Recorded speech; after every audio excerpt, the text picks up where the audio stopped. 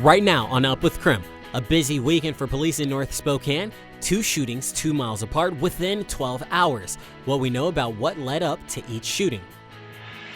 More sunshine to start the week as the weather hasn't changed much just yet, but those changes are coming with rain and snow for the area later this week.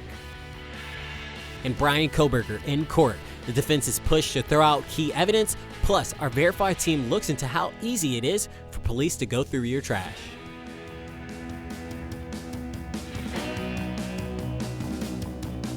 Up with KREM begins now. Good morning and thank you for joining us here on Up with KREM. I'm Brandon T. Jones, and we also want to welcome you in if you're streaming us on KREM 2+. Let's go ahead and get right on over to the Weather Center because that's where meteorologist Thomas Patrick, he's standing by. He's been keeping us informed, talking about some sunny skies and then also a little bit of wet weather that could be on the way. Later in the week, Brandon. But for now, the sunny skies still ruling our forecast today, tomorrow, Wednesday, and we'll see about Thursday. That's about when things might start to change. But to get you going for today, doesn't this look familiar? Temperatures in the teens across Spokane and Kootenai County this morning. It's like that most everywhere in the inland Northwest. Basically exactly the same as it was every single day last week. Still no change to our weather pattern at the moment. So teens in the morning, but sunny skies all day long, high temperatures in the mid-30s. Looking forward to those sunny skies, my friend. We'll check back in with you here in just a few minutes. As for right now, we're taking a live look at I-90 and Freya. Things look like they're moving nice and smooth on the roads this morning. 6:01 right now, so we'll keep a close eye out on those conditions because here on Up with KREM, we bring you weather and traffic together every 30 minutes. Well, this morning, Spokane Police are investigating 2 shootings in North Spokane. They happened within 12 hours of each other and just 2 miles apart. 2 people are in the hospital following a police shooting yesterday afternoon, but we start with the shooting near Hilliard Saturday that left a young teen dead. According to Spokane Police, that shooting happened just before 3 Saturday morning near East Heroy and North Regal Street. Officers arriving on scene reportedly found a teenager with multiple gunshot wounds. Police say an ambulance rushed the teen to a hospital, but he ultimately died because of his injuries. Right now, police haven't arrested anyone. The Major Crimes Unit is investigating, and the Spokane County Medical Examiner will release the victim's name in the coming days. If you have any information, please call Crime Check. That number's right there at the bottom of your screens. Authorities are also still investigating what led up to Friday's police shooting in North Spokane. Police say officers responded to a domestic violence call on East Sanson Avenue near the Northtown Mall. Shortly after, officers entered the home. An officer shot a man they believed was a suspect, and a woman was also shot. Both were taken to a hospital, and both are expected to survive. Spokane Police Chief Kevin Hall spoke with KREM 2 at the scene. There was obviously a reason why the officer was felt threatened and utilized deadly force, but I'm not at liberty to disclose that at this time. Chief Hall says 3 officers were in the house at the time of the shooting. Police say they'll release the name of those officers involved in the shooting at a later time. Well, former Washington state lawmaker Matt Shay has filed a federal lawsuit against the city of Spokane for labeling him as a domestic terrorist. He claims the city violated his civil rights. In 2023, a Christian nationalist preacher led a prayer rally called Let Us Worship in Spokane. It gained attention when former Spokane Mayor Nadine Woodward appeared on stage to pray with the preacher and Shay. Then city council members passed a resolution condemning Woodward's appearance and referred to Shay as a domestic terrorist. Shay originally filed a claim for damages against the city for $24 million in county court last year. Over in North Idaho, a man is in the Kootenai County Jail this morning after reportedly robbing a convenience store in Hayden. The Kootenai County Sheriff's Office says deputies responded to the Hayden Quick Stop around 6:30 Saturday night to a call about an armed robbery. Deputies say a man wearing a mask entered the store with a gun and demanded money from the cash register before returning and running from the scene. Deputies used surveillance video to identify 39-year-old Vance Groney as the suspect. Deputies then found him at a home in Hayden. Idaho Governor Brad Little signed a new executive order called the SPEED Act aimed at fast-tracking infrastructure and energy projects. The initiative creates a special council to streamline permit reviews for developments like electricity transmission, mining, and data centers.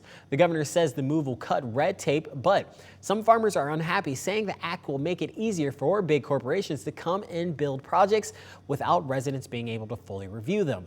A farmer near Twin Falls says the act is a complete reversal from the state's efforts to shoot down the Lava Ridge wind farm. I don't know what the heck he could possibly be thinking to come in and throw this. Let's streamline everything and make it easier for these corporations to come in to our state. It is so just opposite of what we've been fighting for 4 years. The executive order creates the Speed Council made up of several state agency directors who will expedite the review of permits. Sticking over into the other side of state lines now, Spokane Valley Park is getting a much-needed facelift after the city council approved construction to expand amenities this spring. KREM 2's Christian Garza spoke with city officials both for and against the changes. When you come to the park, one of the things you might hear is people having fun with family and friends. But pretty soon, here at Green Acres Park in the valley, another thing you might hear is the sound of construction. All those in favor? Aye. Opposed? Opposed. Motion passes. A plan years in the making. Finally coming to fruition. To make sure Green Acres Park is growing with the community around it. I think there'll be more things for more people to do. John Batelli, the Spokane Valley Parks and Recreation Director, says these improvements to the park have been in the department's 6-year master plan, which he says worked in their favor when it came to getting $1.5 million worth of grant funding for this project. We're actually able to cover 75% of the cost of this project. Recently, the Spokane Valley City Council voted 6-1 in favor of using capital reserve funds to cover the rest of the project's $2 million cost. The one council member opposed, I think that they're a high-level want, was Councilmember Al Merkel, who says the city should focus on using those funds to fill the needs in the community, like strengthening the city's police force, versus a want like these park improvements. Without public safety, none of the government facilities that we create can be enjoyed by people. Batelli says that while the city has a high priority for public safety, that parks also help reduce crime in the area because it brings more people out, which means more eyes watching the community. Some of the improvements coming to Green Acres include new pickleball, tennis, and basketball courts, a community garden, expanding the playground and splash pad, and paved trails. I didn't know that till now. Construction is set to begin in mid-March and end in mid-July. The city recently posted on its website that while construction is happening, the park will remain closed for public safety. In Spokane Valley, Christian Garza, KREM 2 News. Time is now 6:07. Another look at our weather forecast where you might see this type of alert for Spokane today. It's called an air stagnation advisory. What this means is that we could get some small air quality drops and deteriorations for today. And our current air quality is listed as moderate. It should not be any worse than this throughout the day, but any pollutants might accumulate in the atmosphere, hence that type of advisory in the first place. But if you're not sensitive to the air quality, then today should be a-okay, as it will remain sunny all day long. Well, now it's time for your wake-up call. Did you know today is National Chocolate Cake Day? So we wanted to know what's your favorite dessert or sweet treat because you drive the conversation here. I'm seeing a couple of good options. I think I saw oatmeal raisin cookies on there, and I love that take because I get so much flack about how I enjoy oatmeal raisin cookies. I think that's one of the classics. That's a awesome one. Warm apple pie with vanilla ice cream, cherry cheesecake with caramel. Ooh, some spumoni ice cream. Okay, got oatmeal, coconut, raisin cookies as a spoon. All right, I like these answers. I like these replies. I'm a big ice cream fan, and honestly, I'm not turning down many desserts or sweet treats. So you drive the conversation on this show, though, so text us what your favorite dessert is at the number 509-448-2000 or use the hashtag UpWithKREM on social media.